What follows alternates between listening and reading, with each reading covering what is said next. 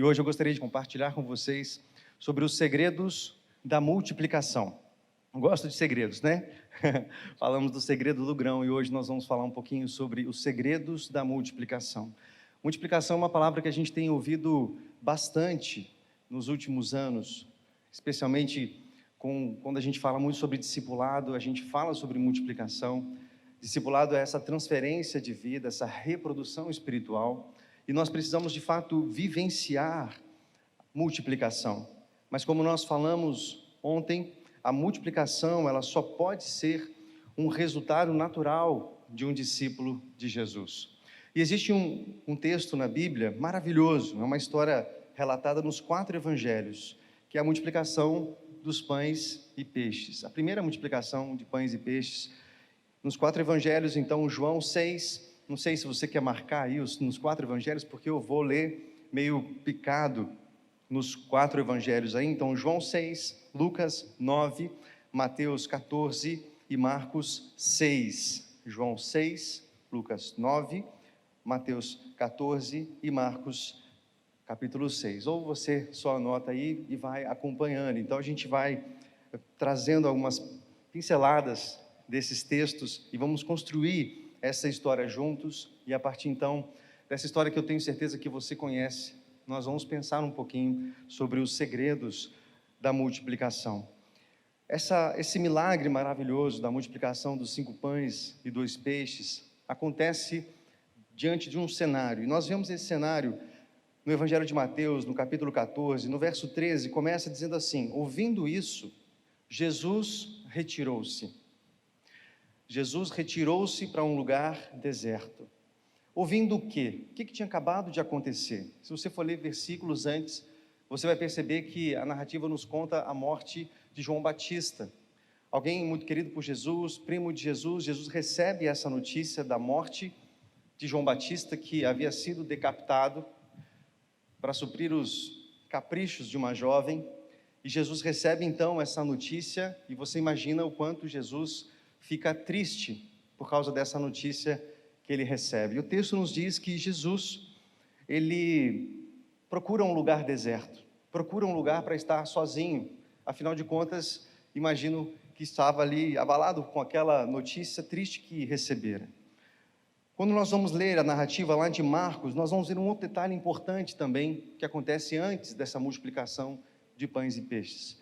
Em Marcos 6:31 diz assim: havia muita gente indo e vindo, a ponto de eles não terem tempo para comer.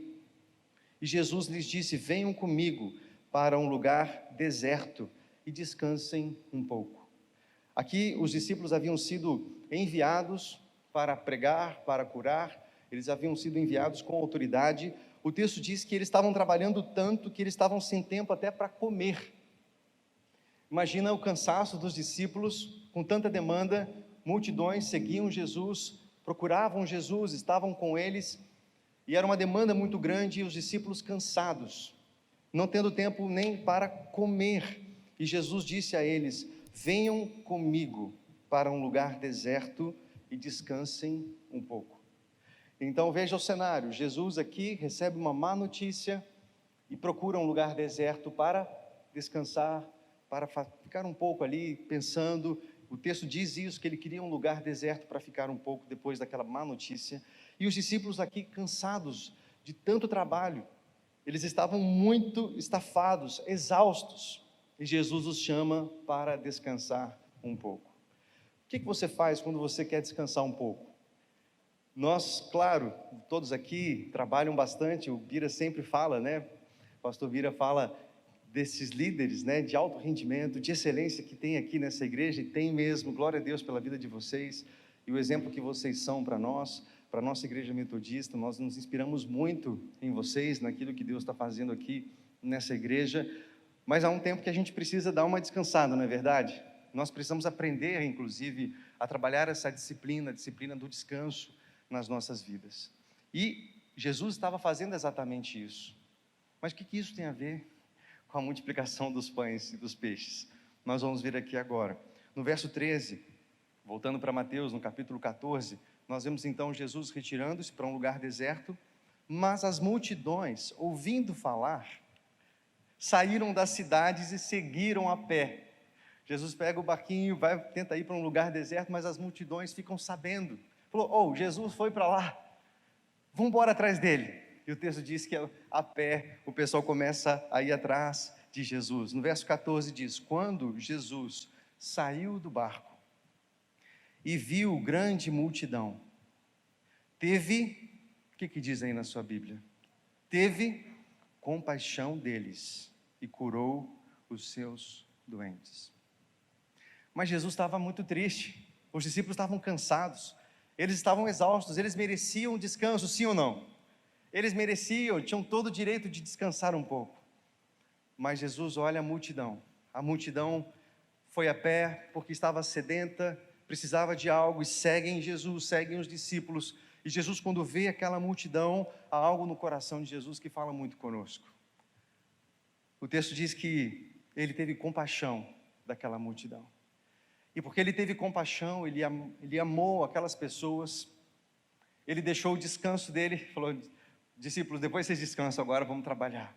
Tem uma multidão sedenta, tem um povo faminto aqui, doente, escravo pelo pecado, precisa de salvação, precisa de restauração, de libertação, e algo que moveu o coração de Jesus, e move os discípulos ali, meu irmão, não é nenhuma outra sensação ou desejo por números ou sucesso no ministério, mas é uma palavra que fala muito conosco, compaixão. Esse é o primeiro segredo da multiplicação. Nós só podemos ser movidos pelo amor. Nós precisamos ser movidos por compaixão. Nesse processo de multiplicação e de falar de reprodução e o desejo de fazer com que a igreja avance, o desejo de fazer com que a igreja se multiplique, o desejo de fazer com que a igreja seja realmente evangelística e missional, nós tantas vezes invertemos as coisas e somos movidos por um número, movidos por uma meta, movidos porque um supervisor mandou, movidos porque o pastor mandou, movidos porque alguém está mandando ligar, movidos porque alguém está mandando visitar, movidos porque alguém está mandando cumprimentar, movidos por alguém está mandando fazer relatório, movidos por qualquer outra motivação que não é compaixão. Mas o primeiro segredo, querido, para uma multiplicação acontecer, é um coração movido por amor. E discipulado, meu irmão, não é uma estratégia, discipulado não é um método, discipulado não é nada estrutural que uma igreja pode fazer, discipulado é amor.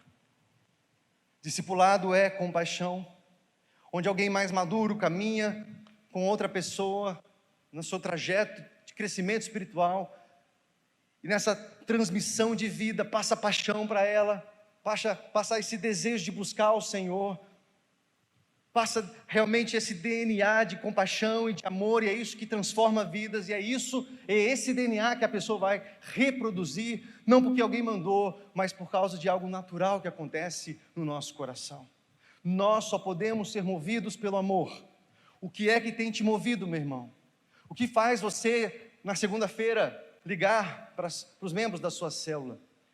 O que move você ao convidar pessoas para conhecerem a Jesus? O que move você, será que é a compaixão?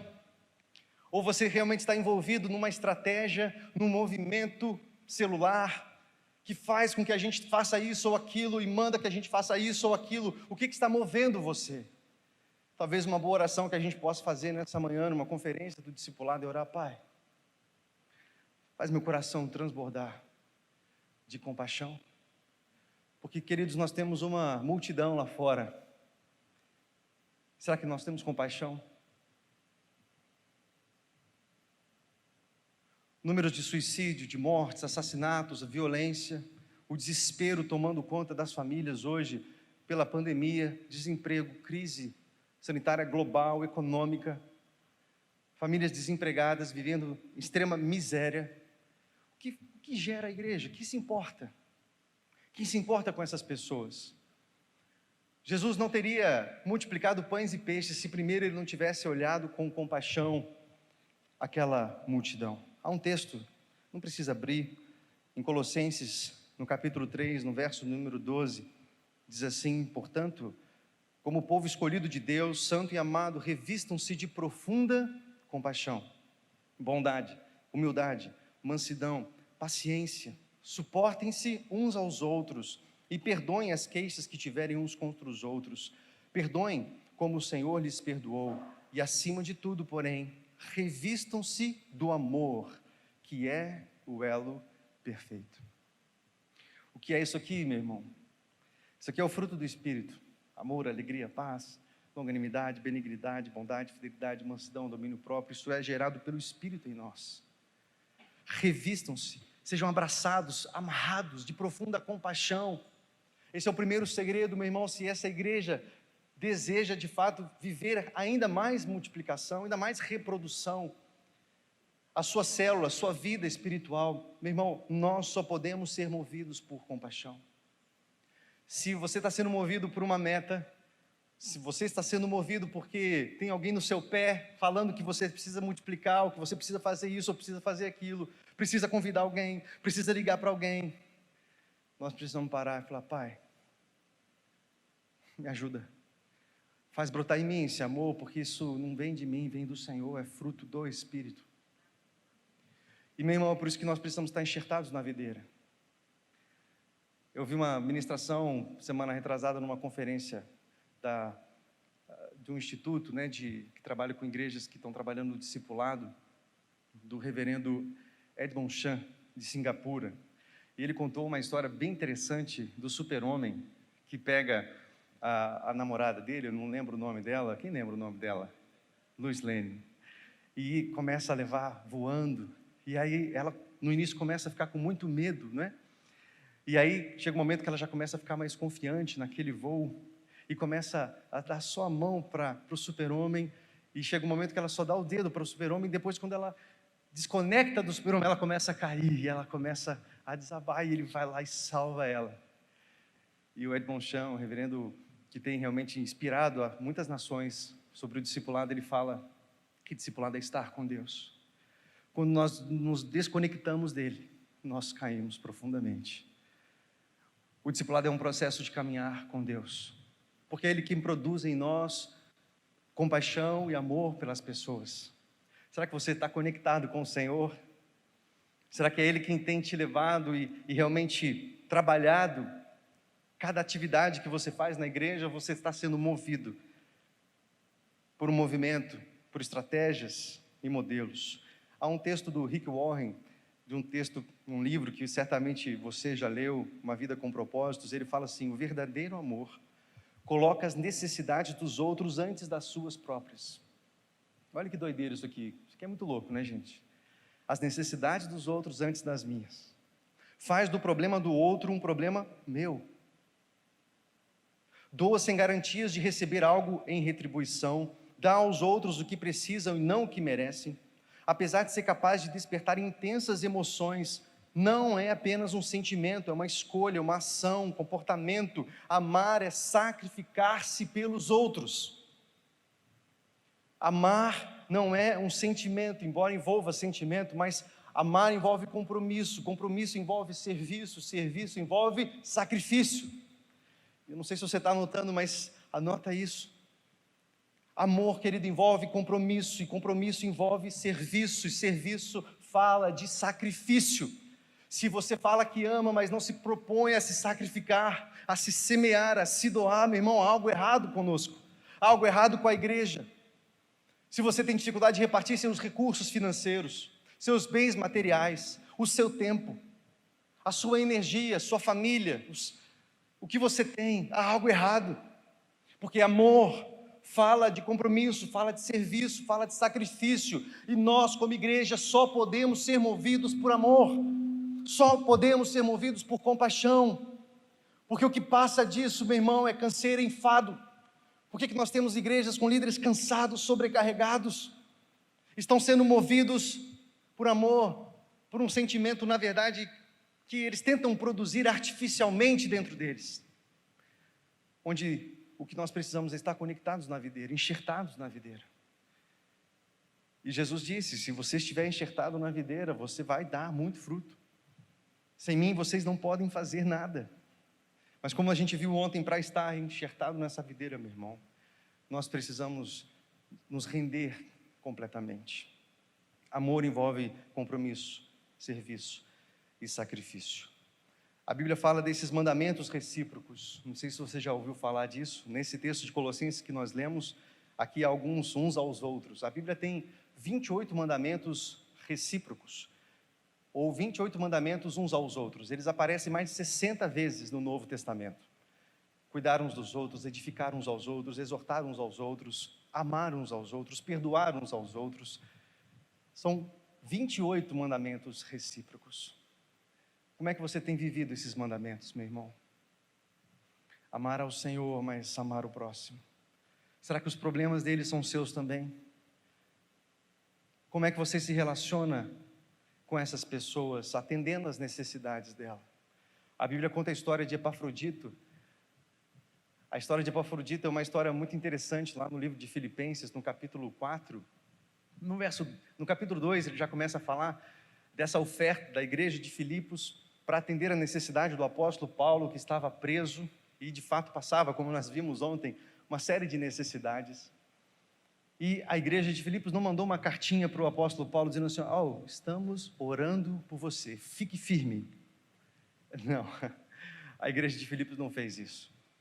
Ela envia Epafrodito para estar com Paulo. Estava preso no meio de uma perseguição, algo extremamente arriscado.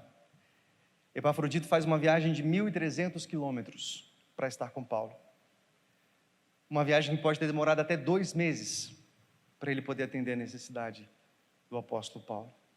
O apóstolo Paulo fica com o coração na mão porque ele quase morre.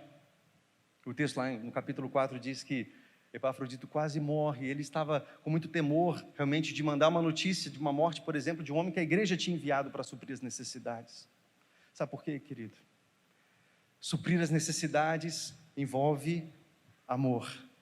E amor envolve compromisso, envolve serviço, envolve sacrifício.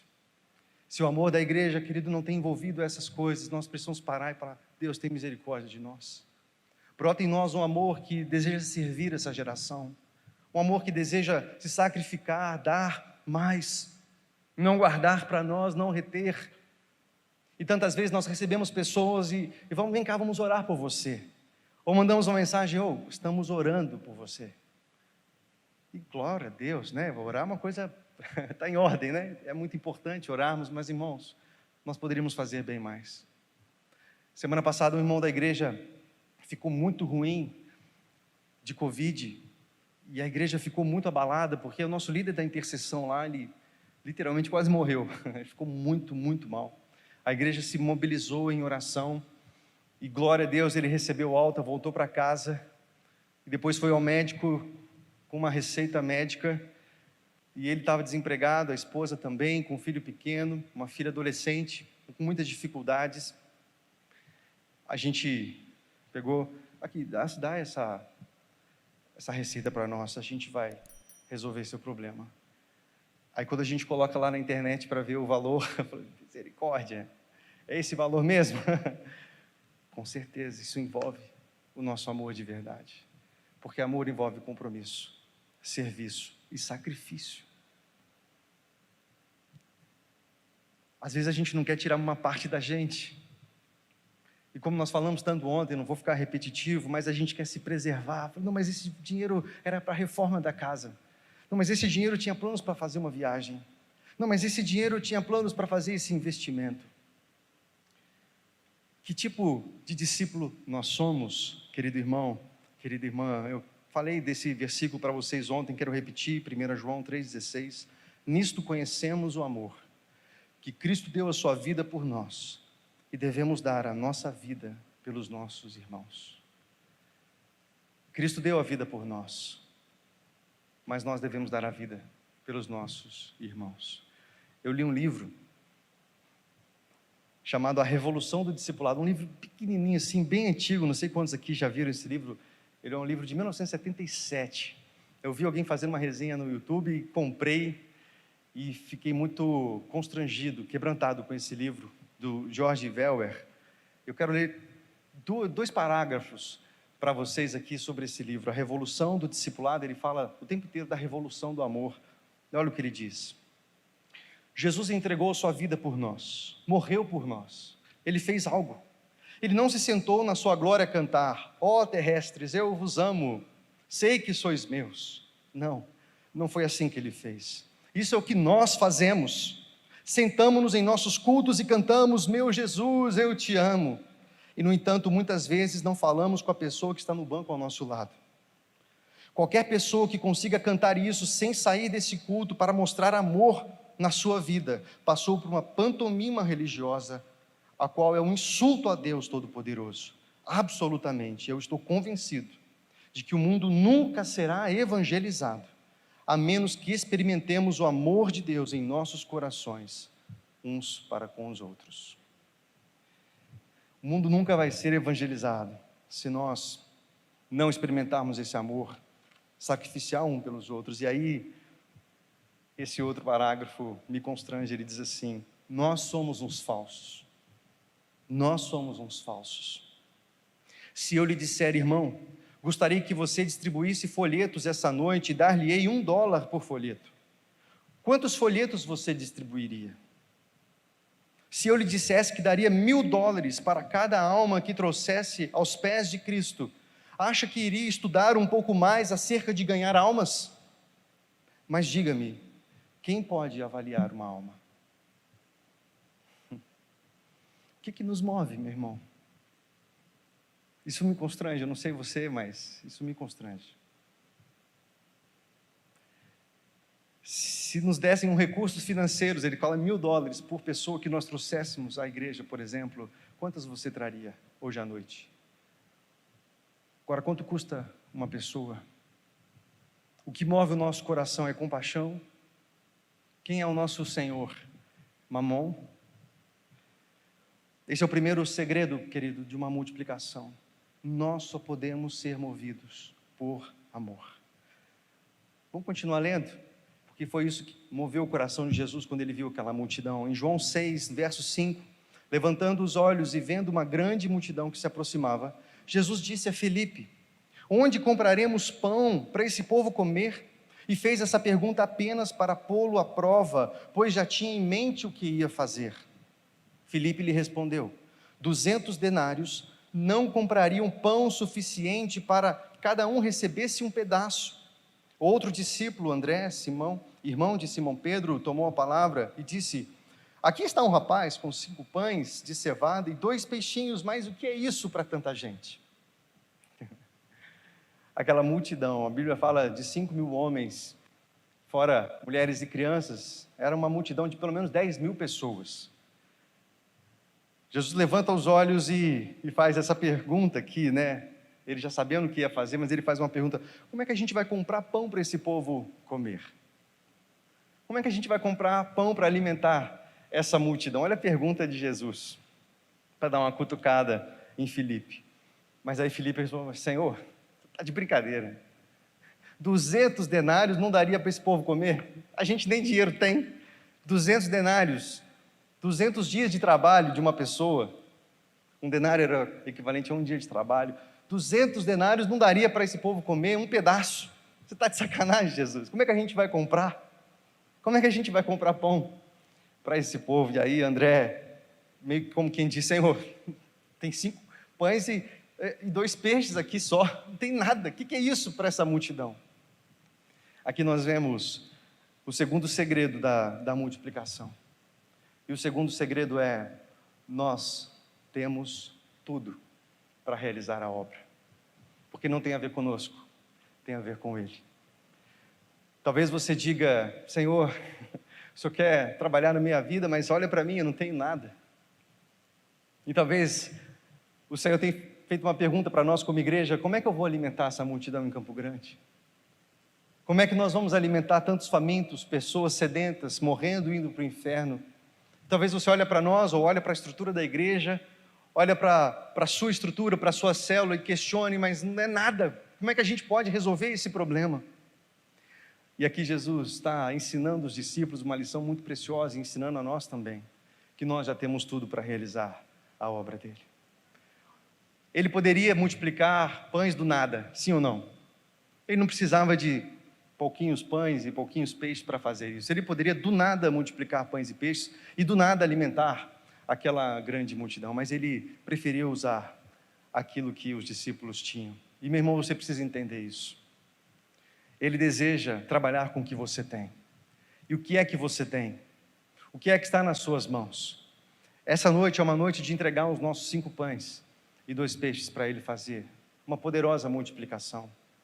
O que é que tem nas suas mãos? Quando Moisés estava lá diante do Mar Vermelho e a voz do Senhor vem: o que você está esperando, rapaz? Fala para o povo marchar. Levanta o seu cajado. O que você tem na sua mão? O cajado, levanta ele e o mar vai se abrir. O que você tem na sua mão? Aquela viúva que procura o profeta Eliseu e fala: meu marido morreu, vão levar os meus filhos, eu estou desesperada. Ele: por que você tem na sua casa? Eu só tenho uma botija com azeite. É isso mesmo, Deus vai usar essa botija aí. Começa a pegar a panela vazia, porque Deus vai multiplicar esse azeite. Ele vai usar o que você tem na sua mão. Pedro, o que você tem na sua mão? Uma rede, Senhor. Então lança a rede. Não, mas não faz sentido. Não é hora de pescar, eu já pesquei a noite inteira. Pedro, você tem uma rede? Tem. Você sabe jogar uma rede? Sei. Então joga a rede. E uma grande multidão de peixes. Uma grande multiplicação. Porque ele usa aquilo que estava nas mãos dele. O que tem nas suas mãos, meu irmão? Já há tudo para realizar a obra, porque não tem a ver com você, o milagre é ele quem faz. Quando o homem tenta multiplicar pão e peixe, se tentasse multiplicar aqueles 5 pães, aqueles 2 peixinhos, tudo que conseguiriam ter feito era farelo. Mas quando o Senhor pega 5 pães e 2 peixes, ele alimenta uma multidão. E nós precisamos entender isso, que a obra da videira é uma obra sobrenatural. Como nós falamos ontem, Jesus falando sobre o reino, é como uma semente que é plantada, e sem saber o agricultor como, dia e noite, o negócio cresce. O que o agricultor faz é plantar a semente, mas não é ele quem tem a habilidade de fazer brotar, e isso não compete a nós. O Senhor nos pede algo plausível, factível, nós podemos fazer, porque o milagre é com Ele. Então faça em nome de Jesus, apresenta a Ele suas limitações, aquilo que você tem, e você vai ver uma grande multiplicação na sua vida, no seu ministério e nessa igreja, em nome de Jesus. Em nome de Jesus. Eu vou avançar e agora eu quero ler no Evangelho de Marcos 6, a continuação dessa história. Então Jesus ordenou que fizessem todo o povo assentar-se em grupos na grama verde. Assim eles se assentaram em grupos de 100 e de 50. Podemos dar uma pausa aqui mais uma vez. Aqui nós temos mais um segredo maravilhoso. Deus usa estruturas. Esse é o terceiro segredo. O Senhor, como eu disse, poderia ter orado e estalado os dedos assim e bluf, multiplicar pão e peixe. E fazer uma multidão ali. Fazer uma montanha de pão e de peixe. Mas você imagina 10.000 pessoas famintas. O que aconteceria? Caos. Todo mundo correndo para pegar um pão e pegar um peixe. Já imaginou isso? Esse cenário? Mas Jesus tem uma ordem dizendo: separa essas pessoas em grupos de 100 e de 50. Agora imagina você, discípulo, cansado. Lembra que os discípulos estavam cansados, recebendo uma ordem dessa. Organiza 10.000 pessoas aí em grupos de 50. Senhor, você está de sacanagem, é difícil demais. Não é possível. Separar uma multidão de 10.000 pessoas em grupos de 100, em grupos de 50. Porque o Senhor usa estruturas. Esse é um segredo maravilhoso. E os discípulos obedecem, separando aquelas pessoas, organizando aqueles grupos. Você para cá, você para cá, você para cá. Vamos organizar aí, vamos organizar. Vai vir um milagre. E meu irmão, a igreja precisa de estrutura também. E nós temos aprendido tanto sobre como organizar uma igreja, como uma igreja discipuladora, que precisa de uma rede ministerial forte, equipes de alto rendimento, precisa de fato trabalhar ministerialmente. A igreja metodista tem um exemplo maravilhoso nisso. Desde 85 nós, salvo engano, depois me corrijam aí os mais antigos da igreja, mas nós trabalhamos com os dons e ministérios na vida da igreja, e nós trabalhamos e reforçamos essa estrutura tão importante. Trabalhamos também a estrutura pastoral, equipe pastoral, grupos pequenos, alguns chamam de célula, microgrupos de discipulado, grupos de restauração, equipes de restauração, são estruturas que Deus usa, e nós chamamos também de treliça, um livro que tem inspirado muito a gente, A Treliça e a Videira, não sei quantos já leram aqui, e a treliça é exatamente a estrutura que dá suporte para a videira crescer. Ela não é mais importante que a videira, mas a treliça é importante, e nós precisamos de pessoas muito boas na treliça, equipes de alto rendimento, pessoas que organizam as finanças, a administração da igreja. Esse é um segredo muito importante. Nós precisamos de treliças fortes, igrejas bem organizadas ministerialmente, para que o Senhor possa fazer uma multiplicação. E algo que nós vemos também, mais um segredo em cima desse ponto, desse versículo que nós lemos, é que muitas vezes nós precisamos obedecer sem fazer sentido algum. E isso é mais um segredo para que esse milagre da multiplicação de pães e peixes acontecesse. Obedecer mesmo quando não faz nenhum sentido. Os discípulos poderiam olhar um para o outro e falar assim: como assim organizar pessoas em grupos de 100, grupos de 50? Isso não faz sentido. Não faz sentido fazer isso. Assim como não fazia sentido para aquela viúva começar a juntar panela vazia para botar azeite. Assim como não fazia sentido para Pedro lançar aquela rede, assim como não fazia sentido para Moisés levantar o cajado e mandar o povo marchar, porque um mar iria se abrir. Seguir a Jesus, tantas vezes, meu irmão, envolve obediência, quando não faz sentido. Quantas pessoas têm problemas de relacionamento e olham para outras com dificuldade de perdoar, por exemplo, e nós vemos isso de forma muito frequente na igreja também. Não faz sentido perdoar essa pessoa, não faz sentido tomar a iniciativa para restaurar a relação com ela, porque foi ela quem me magoou, foi ela quem me feriu, foi ela que começou, ela é a culpada. Se ela quiser, ela que peça perdão primeiro e ela que me procure. É assim ou não é, pessoal? Mas nós vimos ali um dos mandamentos recíprocos: perdoe uns aos outros, toma a iniciativa. Às vezes não faz sentido você ir atrás daquela pessoa que te traiu, não faz sentido você ir atrás daquela pessoa e demonstrar amor e cuidado, serviço, sacrifício por alguém que traiu você, por alguém que falou mal de você, por alguém que te apunhalou pelas costas. Não faz sentido tantas vezes, meu irmão, mas se você deseja viver multiplicação na sua vida, com aquilo que Deus tem na sua mão, você precisa entender que muitas vezes é necessário uma obediência, mesmo quando não faz nenhum sentido. Imagina o povo de Israel marchando rumo à terra prometida, mas no meio do caminho tinha Jericó. E aí vem a voz do Senhor dizendo: ó, Josué, você avisa o povo aí que vocês vão ficar rodando aí 6 dias aí ao redor da cidade, e no 7º dia vocês vão dar 7 voltas e vão começar a tocar as trombetas, e na 7ª volta vocês vão começar a gritar. Grita todo mundo, toca as trombetas e as muralhas vão cair. Poxa, que ordem, sim ou não? Faz sentido um trem desse? E eles obedecem. Eu imagino Naamã recebendo aquela instrução do profeta Eliseu. Nem quis falar com ele direito, ele falou: vai lá, mergulha 7 vezes no Jordão. Mas aonde eu venho tem rio mais limpo que esse aqui? Que sentido que tem descer 7 vezes aqui no Jordão? Ele se despe, ele mergulha e é curado. O Senhor deseja a nossa obediência, mesmo quando não faz sentido. O que é que o Senhor tem falado com você? Para um pouquinho. O que Deus tem falado com você agora? Escreve isso. O que você vai fazer a respeito disso? Será que tem alguém que você precisa procurar, mesmo não fazendo sentido algum? Será que tem um trabalho para recomeçar, mesmo que você olhe e fale: não faz sentido, porque já deu tudo errado antes? Não faz sentido porque eu tenho muito pouco. Que sentido haveria? Num dos evangelhos, Jesus fala para os discípulos assim: deem vocês mesmos de comer para essa multidão. Olha, Jesus, é um brincalhão.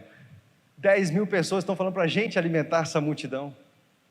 Meu irmão, que a gente possa crescer nessa dependência, no entendimento de que não tem a ver conosco, tem a ver com Ele. E o que nós precisamos é obedecer incondicionalmente. Essa é uma característica maravilhosa de um discípulo de Jesus. Obediência. Obediência. Em João, no capítulo 14, no verso 15, nós vemos isso. Se vocês me amam, vocês obedecerão aos meus mandamentos. A obediência é uma característica que precisa estar nas nossas vidas. Agora vamos continuar a história em Marcos, no capítulo 6, caminhando para o final. Marcos 6, 41. Jesus, tomando os 5 pães e os 2 peixes e olhando para o céu, deu graças e os partiu. Em seguida, entregou aos seus discípulos para os servirem ao povo.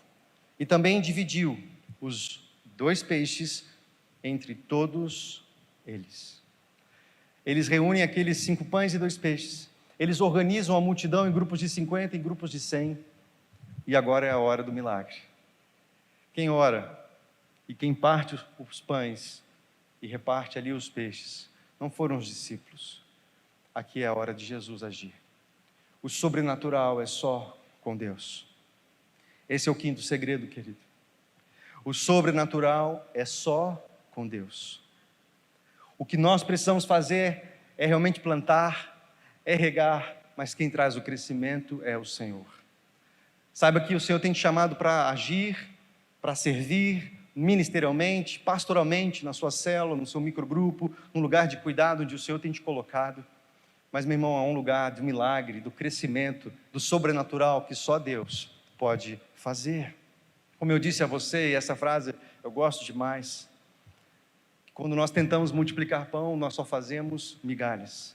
Mas quando o Senhor pega pão para multiplicar, Ele alimenta uma multidão. E é isso que nós precisamos entender. Se nós quisermos fabricar o discipulado, nós só teremos migalhas e farelo. Meus irmãos, quantas igrejas quebradas por causa disso, quantas igrejas machucadas por causa disso, porque tentam fabricar algo, elas tentam multiplicar pão e peixe, elas tentam fabricar, inventam visões, inventam chamadas, inventam slogans, e faz isso e faz aquilo, e manda o povo, e manda o povo, e manda o povo. É a gente tentando fazer por conta própria, e põe limite, e põe meta, e multiplica, e vai, e agora, e vai, isso e tal. É a gente tentando fazer com a nossa força, e a gente vai cansando. Quantos líderes cansados, quantos líderes jogando a toalha. Frutíferos, pessoas com chamado, pessoas realmente que estavam com o coração ardendo e deixaram esfriar, porque estão tentando fazer sozinho. Deixaram um lugar de busca, um lugar onde Deus opera o milagre, onde Deus opera o sobrenatural, onde nós fazemos aquilo que é factível a nós. Mas tem algo, meu irmão, que é só o Senhor pode fazer. É só Ele quem converte pessoas, é só Ele quem trabalha e trata, restaura o coração das pessoas. Nós somos os instrumentos para isso. E nós precisamos encher o nosso coração de dependência da ação dEle. Deixar que Ele faça, por meio dessa igreja, por meio da sua célula, por meio do seu microgrupo, por meio do seu ministério, por meio das suas mãos, daquilo que você tem nas suas mãos. O sobrenatural é só com Ele. Será que você não está cansado porque você está tentando fazer sozinho esse negócio? Será que você não está tentando partir pão ali, tentando fazer multiplicação, mas você só está vendo migalha, a coisa só indo a pior, a célula fechando, as pessoas minguando, os relacionamentos distantes? Nós precisamos da ação sobrenatural de Deus. É Ele quem levanta, é Ele quem reparte, e Ele é reconhecido nisso. Isso é maravilhoso.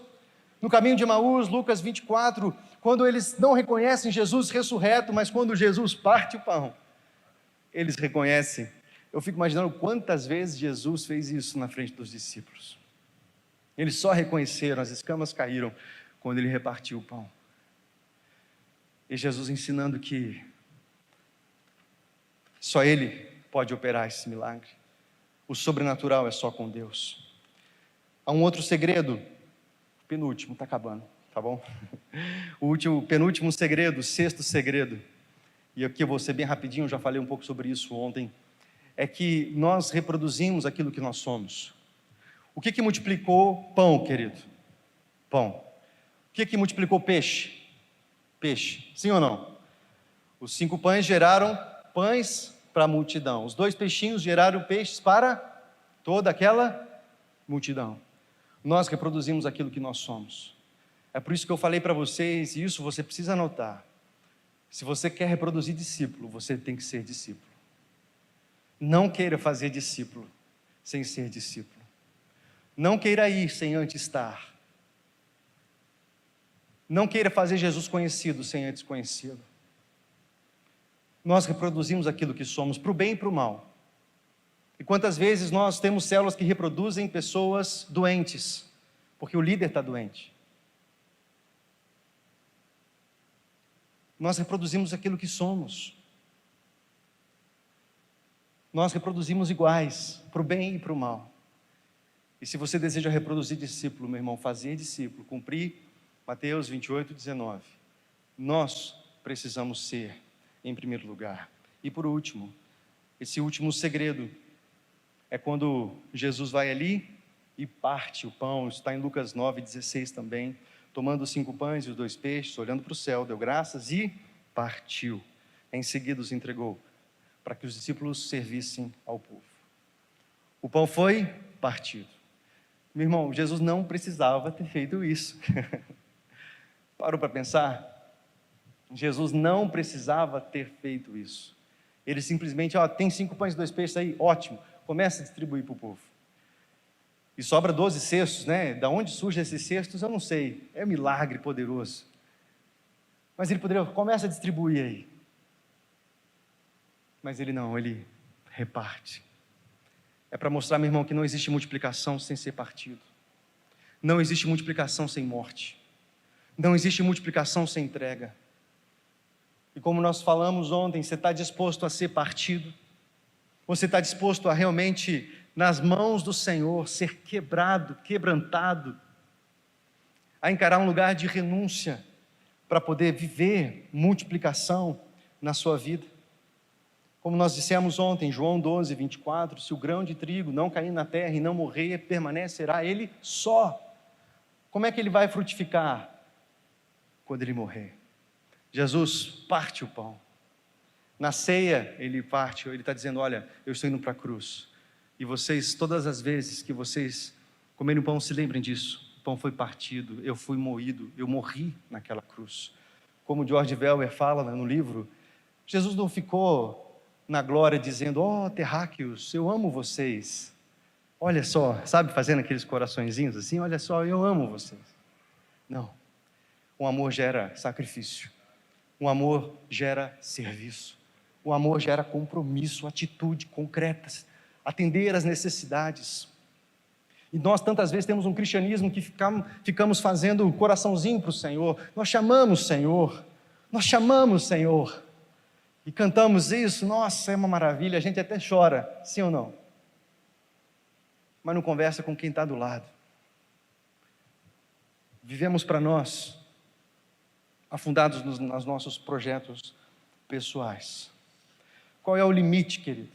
Qual é o limite dessa multiplicação? Não há limites.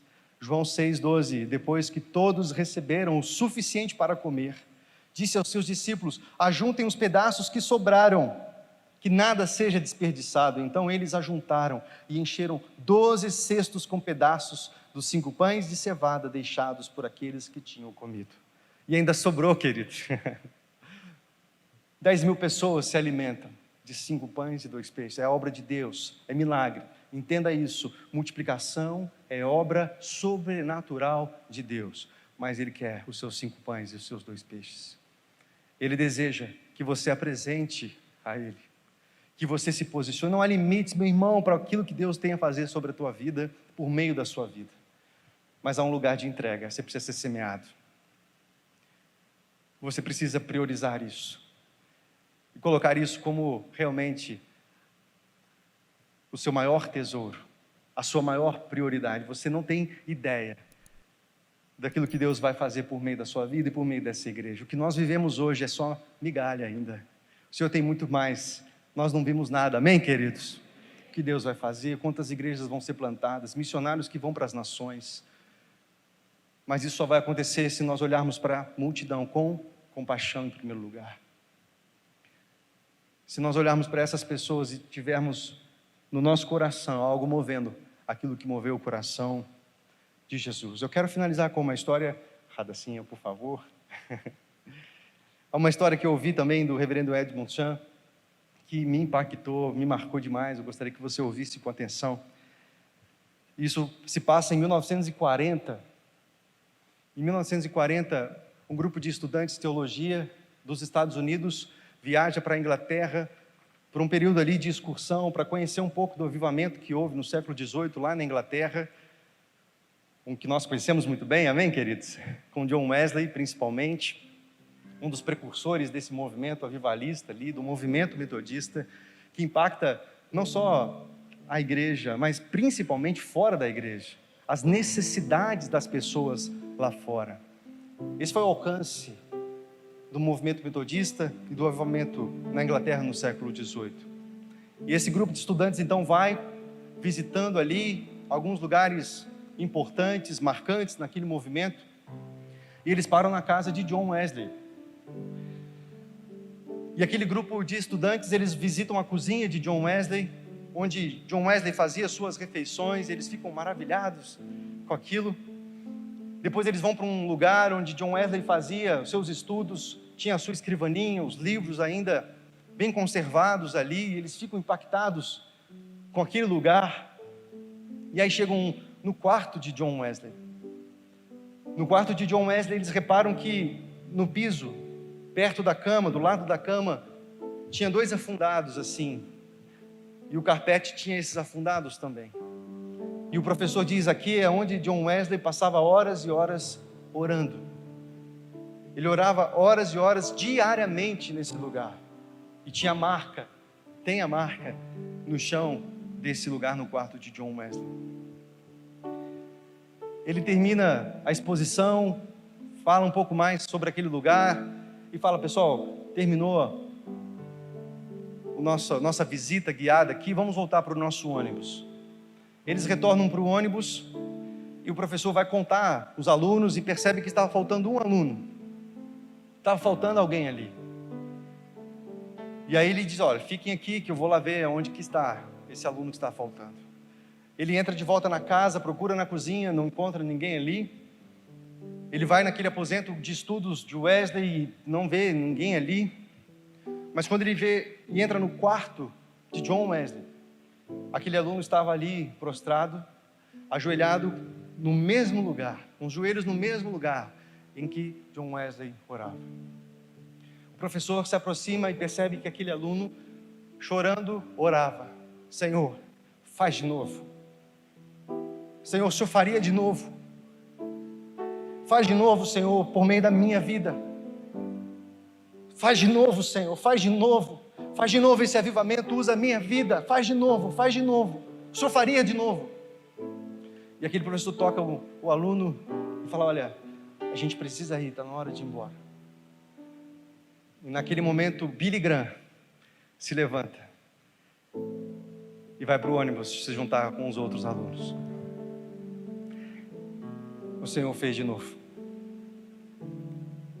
Alguém que clamou e apresentou seus 5 pães e 2 peixes.